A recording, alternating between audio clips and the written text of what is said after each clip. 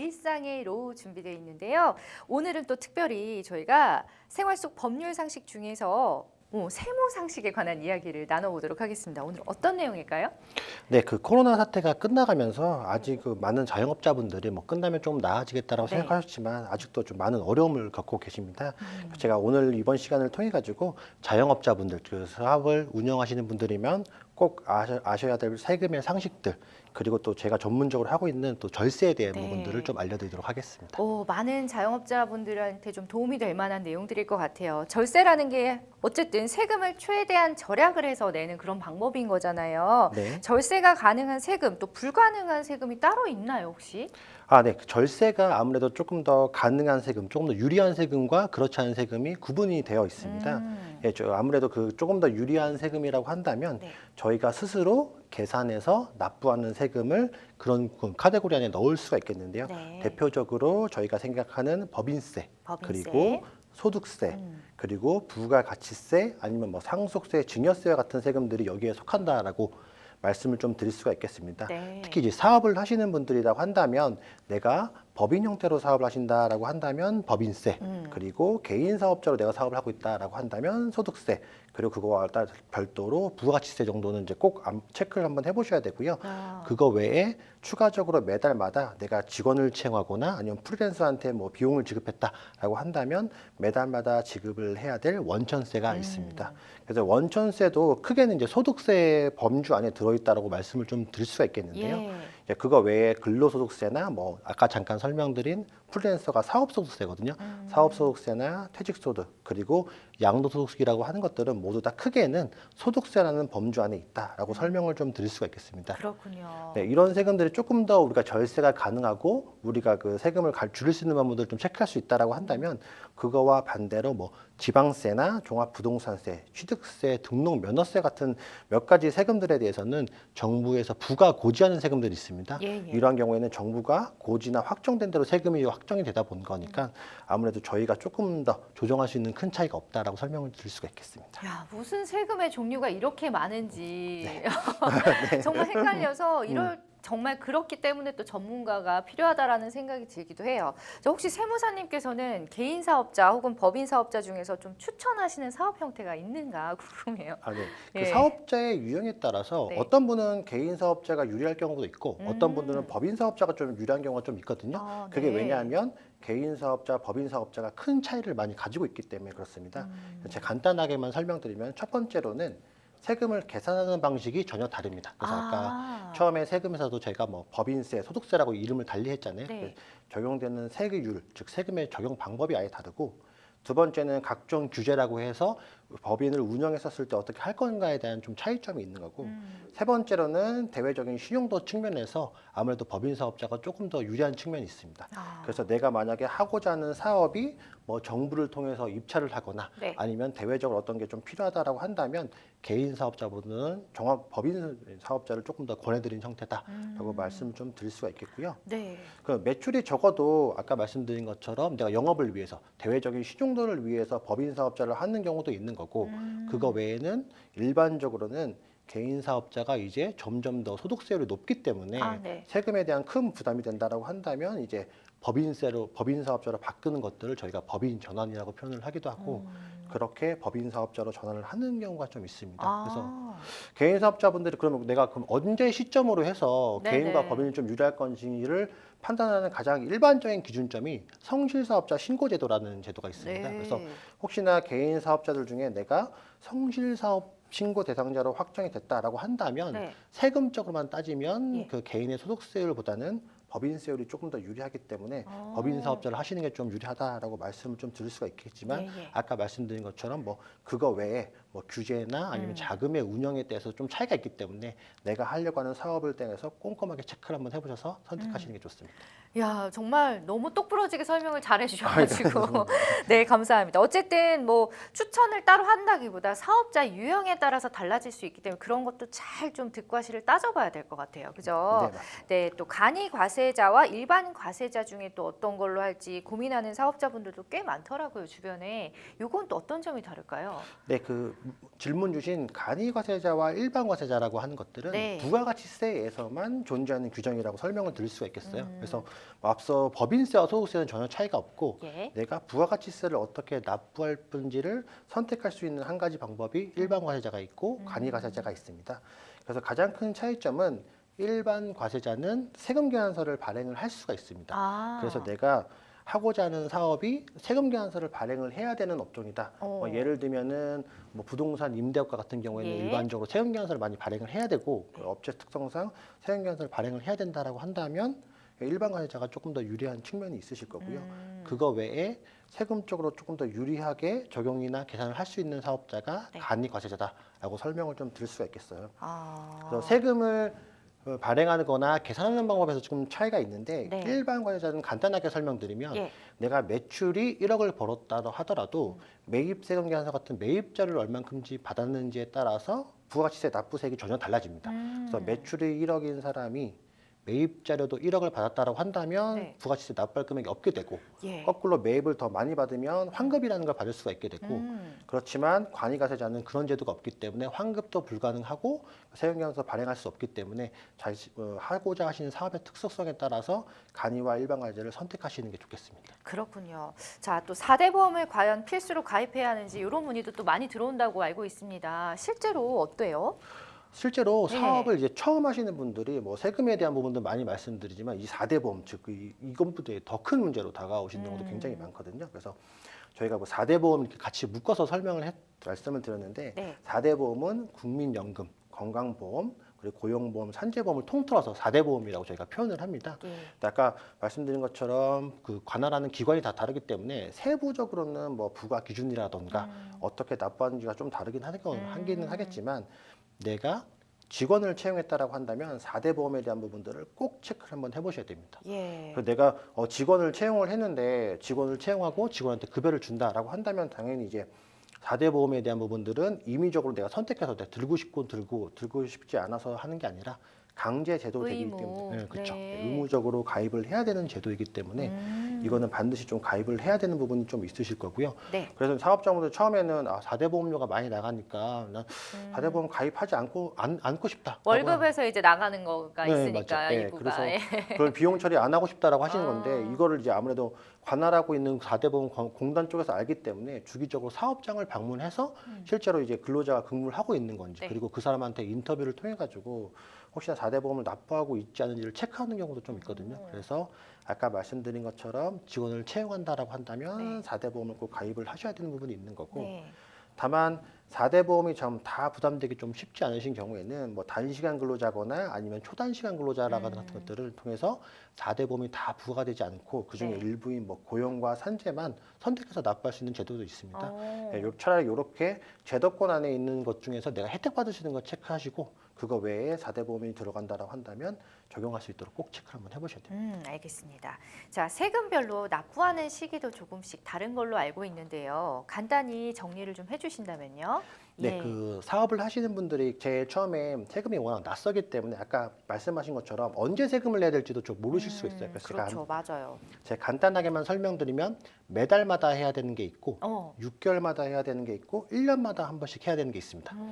매달마다 해야 되는 게 앞서 잠깐 설명드렸던 원천세라고 저희가 표현을 하거든요. 그래서 네, 매달.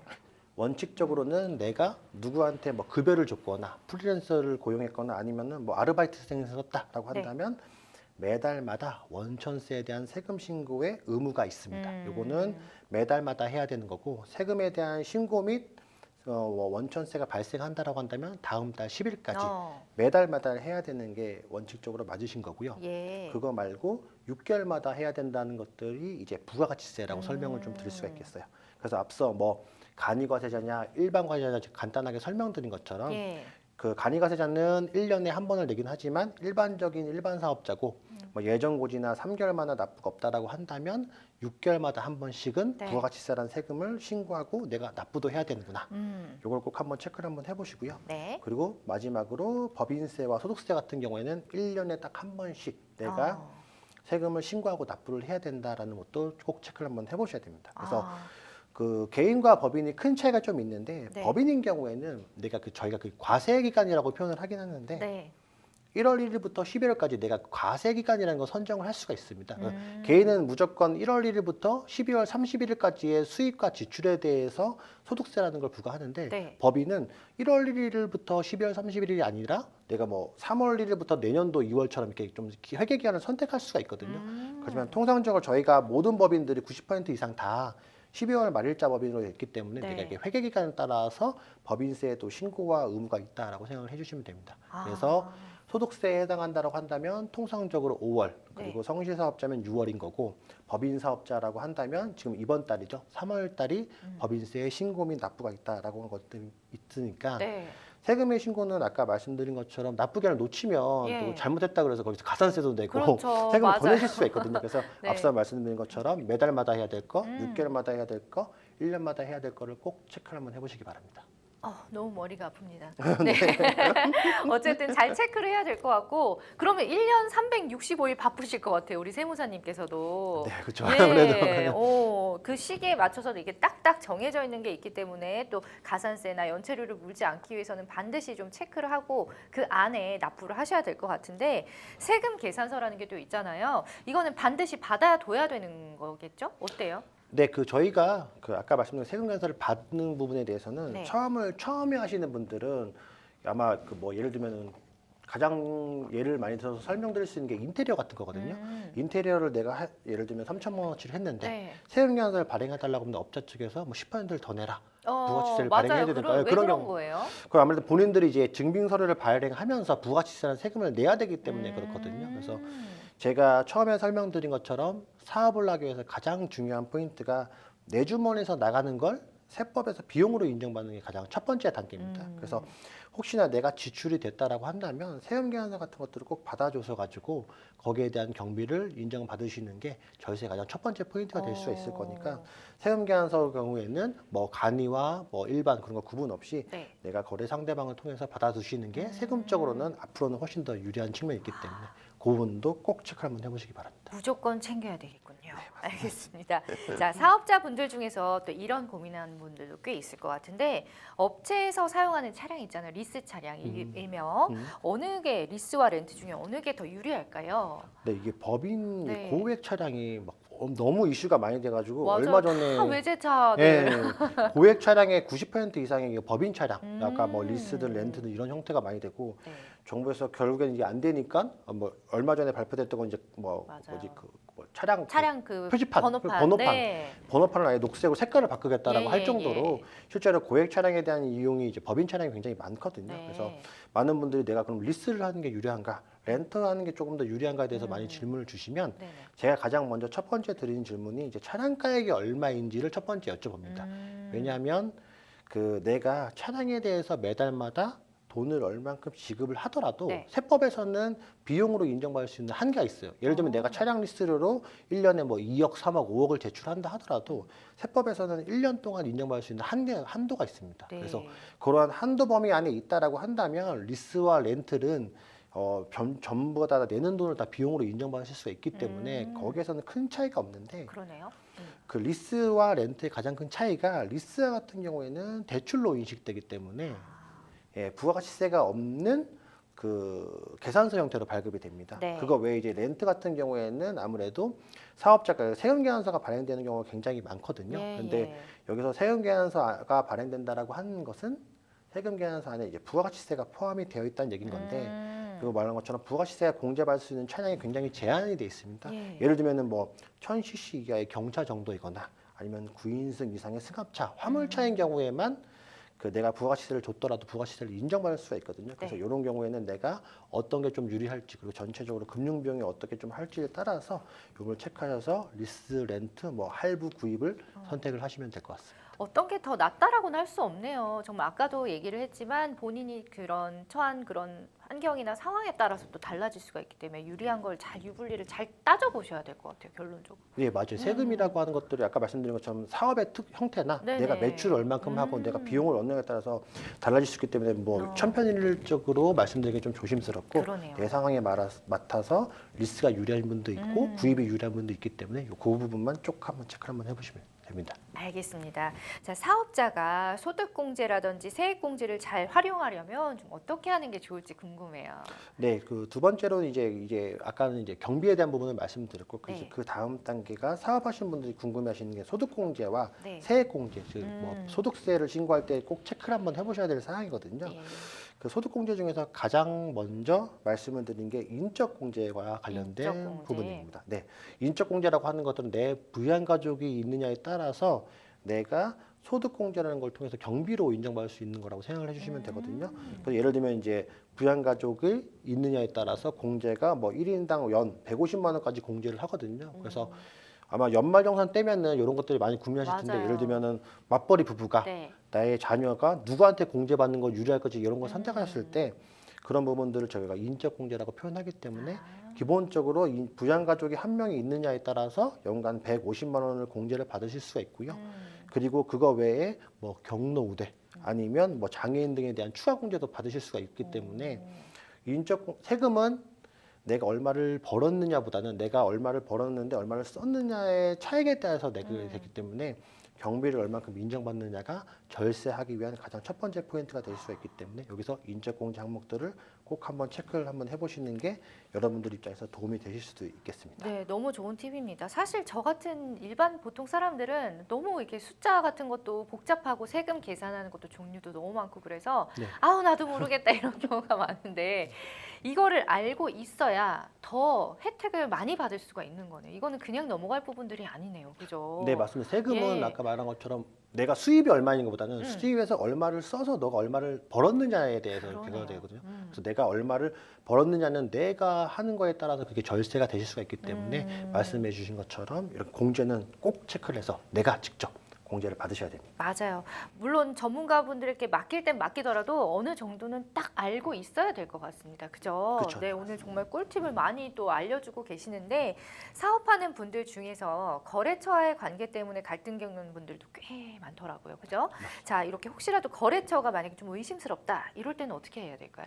이게 거래처가 이렇게 의심스럽다라고 하는 게 과연 이 사람이 지금 사업을 하고 있는 게 맞는 건지 아닌 건지 이런 네. 경우가 굉장히 있으실 거예요. 하시다 보면. 맞아요. 예, 근데 이게 아까 말씀드린 것처럼 이런 모든 것들이 다 세금으로 연동되기 때문에 네. 세금에서 중요한 관점을 한다면 혹시나 그 상대방의 사업자, 즉 거래처가 명의대여 사업자이거나 아니면 차명의 사업자가 아닌지를 꼭 한번 체크를 한번 해보셔야 됩니다. 그래서 예를 들면 내가 A라는 거래처와 매출 매입에 대한 부분들을 주고받고 네. 거기에 대한 증빙서를 받았는데 네. 이 사람이 뭐 명의대여 사업자거나 차명 사업자인 경우에는 내가 이걸 이 사람과 거래를 주고받고 세금면을 주고받았다는 것만으로도 그게 세법적으로 굉장히 큰 불이익을 받을 수가 있거든요. 네. 그 가장 대표적으로 저희가 설명드리는 게 이제 가공세금계산서라고 저희가 표현을 하는데 명의위장 사업장을 통해서 거래를 있었으면 내가 했다 하더라도 과세관청에서 나중에 이게 가공세금계산서라고 확인이 된다고 한다면 매입세 공제를 받을 수 없는 것은 당연한 거고 이걸 오히려 이런 사가 거래했다는 걸 통해 가지고 최고 40%의 가산세도 부과를 할 수가 있거든요. 거래만 했다는 이유로. 이야, 네, 그렇죠. 네네. 네, 그래서 그 상대방이 명의위장 사업자이거나 이런 게 아닌지를 꼭 한번 체크를 한번 해보셔야 되는 부분인데 이걸 그럼 어떻게 확인을 하느냐라고 해서 구세청 홈택스에도 이런 걸 확인하기 위해서 좀 도움되는 시스템이 좀 있습니다. 그래서 저희가 홈택스 사이트를 통하면은 뭐 조회 발급 탭 안에서 사업자의 상태를 통해서 사업자 등록번호를 조회를 해가지고 사업자의 유형이거나 아니면 하다못해 이 사람이 폐업했거나 아니면 그러면 혹시나 이 사람이 뭐 간이가세자거나 이런 여부를 체크를 하실 수가 있으실 거니까 여러분들이 혹시나 뭐 신규로 생규로 누군가 거래를 했다라고 한다면 네. 최소한의 이런 것들을 체크를 한번 해보셔서 예. 괜히 불이익을 받지 않도록 꼭 체크를 한번 해보시기 바랍니다. 그렇군요. 무조건 이제 불이익이 40%면 굉장히 너무 심하거든요.